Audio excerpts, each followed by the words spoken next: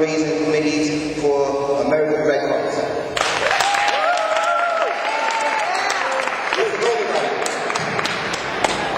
All right, so I got everybody.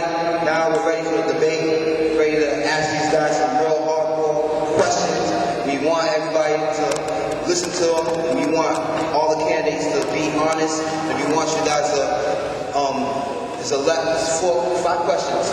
11 minutes for each question. A minute for everybody. So considering you got a minute, you can't go over that minute. So no ball hogging. You gotta share the rock.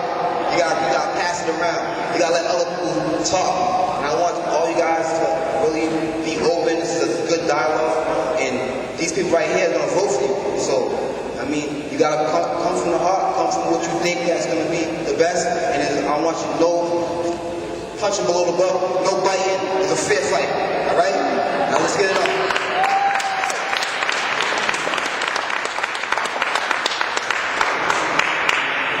Let me get the questions out of my pocket.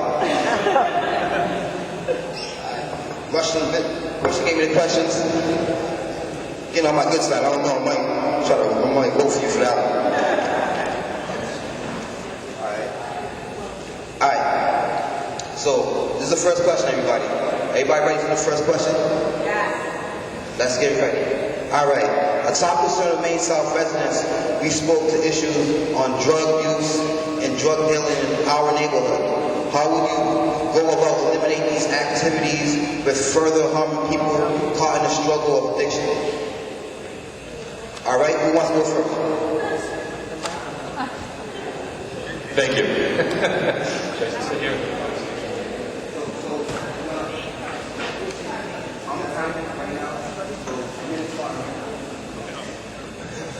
Some of the things we can do, the ordinary stuff, we have the police do their undercover work and the sweeps for the neighborhood. But some of the things we've done, I think really works well as the crime watch groups, neighborhood watch groups, where police get a lot of information from. And what we've done in the past, we've also organized the task force of a city manager, where you have the health department, code, we have police, fire, they go into where people sell these drugs from, try to take that establishment and get the property owner into court and get them into jail. Those are some of the things we can do. And also we have police be more supportive as far as when they have somebody who has a drug issue. And when we also developed a program with house assistance on the PIP, and we have a continued program when people are going through the process and they have a drug issue that they track right through the whole system. So we're on our way. We have some more work to do.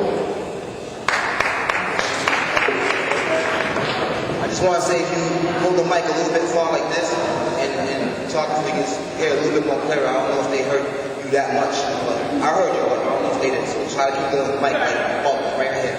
All right? Thank you. I think one thing that we can do is increase the street beats in the streets and get more police patrols throughout the streets. Let everybody know that our neighborhoods are safe again. One other thing that we can do, we do have a lot of people that have drug problems. We need to make them... Oh, can everybody hear me? Sorry, I'll hold it out here, sorry. We need to let everybody know that there is help available and make these programs readily available for people and start to give more awareness to everybody. So this combined with the police to help enforce with the street beats, walking through, making sure the neighborhoods are safer, and also let all the residents know that there are programs out there. In some of the neighborhoods, they have great crime watch programs. We could have the same type of thing, similar like drug watch programs, where we see people and people reach out and help and get people involved in some of the programs.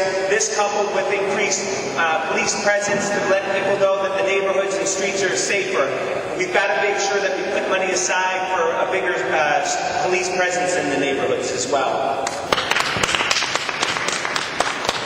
All right, Barbara. If everybody can stand up, we can talk to, but everybody can see. We're going to go Barbara, then we can go this way. All right. Thank you. Barbara Howard, the present City Councilor for District 4. There's two sides to this coin, at least. The first one is the issue of drug trafficking, which destroys neighborhoods and brings fear and concern for people. And the neighborhood crime watches, working closely with Community Impact Division trafficking officers quickly identifying pockets where drug trafficking is taking place has proved to be an effective tool. We have over 29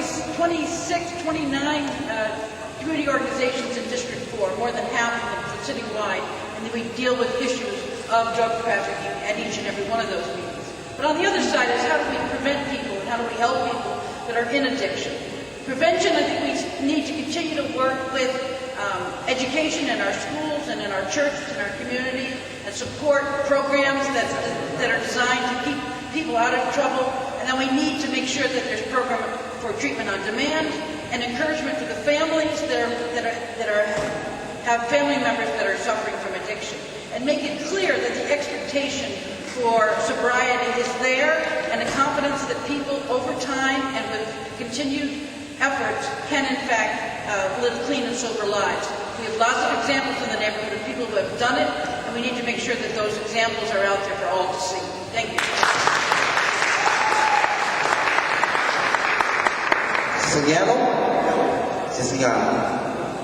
Hey guys, when I become mayor, I will get to the bottom of this. In this country, you can't put an ounce of uranium in, but you can bring in hundreds of thousands of pounds of that stuff. And who pays for it? The little guy that is addicted. I'm going to teach the little guy that is addicted that he is an eagle. He counts. He counts to me. So as I help my workers that I found out that were addicted, and I got them to the point where they believed in themselves and they stopped the use. And on the other hand, if there are persistent pockets of people that are taking advantage of the neighborhood, taking advantage of the people that are hooked, I'm going to deal with them. And I'm going to have, of course, the police pointing.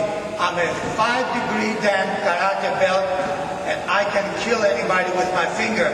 So I don't mind going into an area where 2 or 3 guys want to hurt people.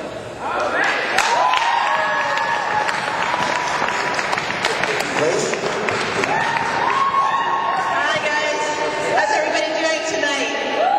All right, so we know how serious this is, right? We know how much drugs and addiction really hurts not only the individual, but our families and our neighborhoods and our communities. The Crime Watch system that Worcester has is a good starting place. There are some great programs out there. Some of the folks here run some of those programs. But this problem is a systemic problem, and I think it's really important that we understand, and I think the folks who live in District 4 know this, but drugs transfer through our communities, right? I mean, the average drug user is still a middle-class, suburban, white person. So the problem is our community carries the brunt. It carries the brunt of having drugs transferred through here. It carries the brunt of having people sell drugs and buy drugs here. So what I want to see us do is treatment on demand is a great idea, but anybody who's tried knows there aren't enough beds. We have to do something about that. We have to be honest about that. We've lost a lot of the beat cops in this administration. We need to deal with that because that's the way we get neighborhood policing where people know each other. And then we have to deal with the fact that this is a transfer station issue. So we've got to figure out who's coming into our communities to buy these drugs and deal with that instead of just going after drug dealers who, quite honestly, will get replaced by the next one so long as there's a demand. Councilman Woods? Does anybody in this room think that the war on drugs is winnable? No? All right. So when we talk about drug addiction, because that's really how I interpret this question, we're talking about a couple of things. We're talking about medical treatment for addicts, and that requires a whole series of support networks from family to the medical community. And you all know the services that are provided from AIDS Project Worcester to the Family Health Center. But we're also talking about how we're going to legally solve the problem. I don't know if anybody here remembers Lenny Bruce. He was a comedian, political comedian in the 1960s and 70s. I read his autobiography in the 70s when I was in school. And he made a very perceptive conclusion that once the kids who were using drugs when he was alive went to school and became state legislators, mayors, presidents, judges, guess what they were going to bring with them?